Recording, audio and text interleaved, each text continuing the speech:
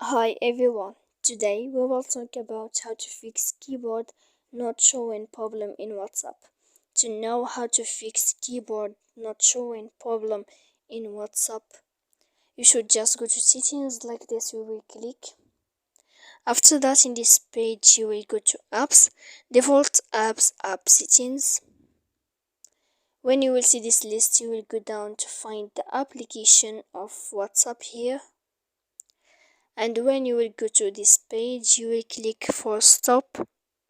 When you will end this, you will enter to storage. After that, in this page you will click clear cache, and then you will go to clear data, and after all that you can turn off your phone. So please don't forget to support us by like and subscribe.